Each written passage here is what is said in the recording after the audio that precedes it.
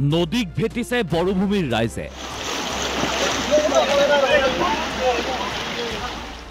ভাৰত ভূটান সীমান্তত ৰাইজৰ নদী বান্ধ। বাক্সাৰ সুবনখাটাত পাগলাদিয়াত বান্ধ।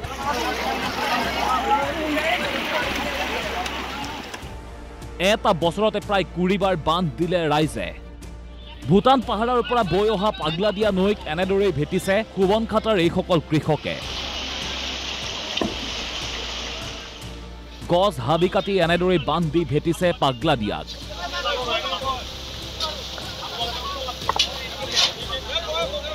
নদীক ভেটি পথাৰলৈ পানী বুৱাই নিয়াটো এই অঞ্চলৰ কৃষকৰ পৰম্পৰা।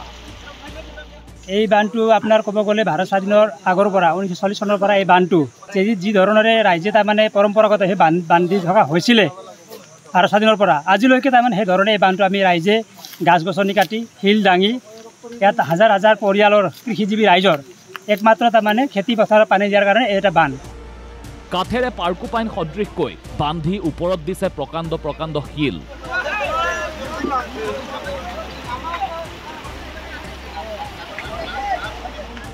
আৰু হাবি জংঘলেৰে পুতি তাৰ ওপৰত মাটি জাপি ভেটিছে নৈখন। বিভিন্ন ধৰণে গাছ গছনি কাটি বোল্ডাৰ আনি এনেকৈ আমি বানপানী পানীখিনি নিওঁ। এটা স্থায়ী নদী বান্ধৰ বাবে এওঁলোকে আবেদন জনাইছিল BTR প্ৰধান প্ৰমোদ বড়োক। BTC প্ৰশাসন BTC আমাৰ মুৰব্বী প্ৰমোদ বড়ো ডাঙৰীয়া আমাৰ বান পৰিৱৰ্তন দৰ্শন দুবাৰ কৰিছে আহিছে আহি পেলাই তেওঁ BTC ফালৰ পৰা কিবা কৰিব পাৰাখিনি কৰিম বুলি কৈছে যদিও বৰ্তমানলৈকে তেনেকৈ কোনো এটা ফল পোৱা নাই। ফল নধৰাত এইবাৰ সাক্ষাৎ কৰিলে জলসিঞ্চন মন্ত্ৰী অশোক সিংহলক। অসম চৰকাৰৰ লগত আমি যোগাযোগ কৰিলোঁ।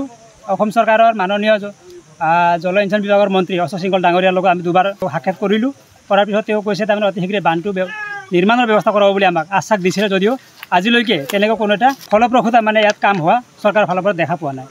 মন্ত্ৰীয়েও একো কৰিব নোৱাৰাত এওঁলোক এইবাৰ গ'ল সাংসদ তথা ৰাজ্যিক সভাপতি দিলীপ শইকীয়াৰ ওচৰলৈ। আমাৰ মাননীয় সাংসদ দিলীপ শইকীয়া ডাঙৰীয়া আৰু বৰ্তমানৰ অসমৰ বিজেপিৰ সভাপতি তেওঁ নিজৰ আমাৰ সাংসদ হিচাপে তেওঁকো আমি আপত্তি কৰিলোঁ। তেওঁ 2023 চনতে আঙৰ ধোৱাৰ মিটিঙত উত্তৰ-পশ্চিম সুবনখাটা পাগলদিয়া বান্ধটো অতি শীঘ্ৰে নিৰ্মাণ কৰাব বুলি হাজাৰ হাজাৰ ৰাইজৰ আগত প্ৰতিশ্ৰুতি দিছিলে, কিন্তু আজিলৈকে সেই প্ৰতিশ্ৰুতি তেওঁলোকে হয়তো পূৰণ কৰিব পৰা নাই। এইবাৰো সুফল নোপোৱাত হতাশ নহৈ 2 মাহ পূৰ্বে সুযোগ পালে মুখ্যমন্ত্ৰী ডক্টৰ হিমন্ত বিশ্ব শৰ্মাক সাক্ষাতৰ। আমি মুখ্যমন্ত্ৰী ডাঙৰীয়াক যোৱা 2 মাহ আগত আমি তামোলপুৰৰ যিটো বাথৌ মহাসভাৰ যিটো মিটিং আছিলে তাত মুখ্যমন্ত্ৰীক স্বয়ং লগ ধৰি আমি বান্ধটোৰ বিষয়ত আলোচনা কৰিলোঁ। আৰু মুখ্যমন্ত্ৰী ডাঙৰীয়াই কৈছে অতি শীঘ্ৰে বান্ধটো নিৰ্মাণ কৰি দিয়া হ'ব বুলি কৈছে। মুখ্যমন্ত্ৰীয়ে প্ৰতিশ্ৰুতি দিলে, কিন্তু স্থায়ী বান্ধ নিৰ্মাণৰ এতিয়ালৈকে নাই কোনো খবৰ। এওঁলোকৰ আহ্বান অযথা বন ধ্বংস কৰি বছৰে বছৰে বান্ধ দিয়াৰ বিকল্প ভাবক চৰকাৰে।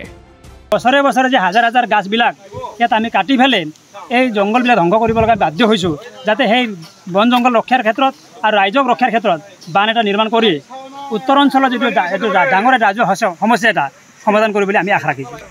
মুছলপুৰৰ পৰা শংকৰ ৰাজবংশীৰ ৰিপৰ্ট DY 365।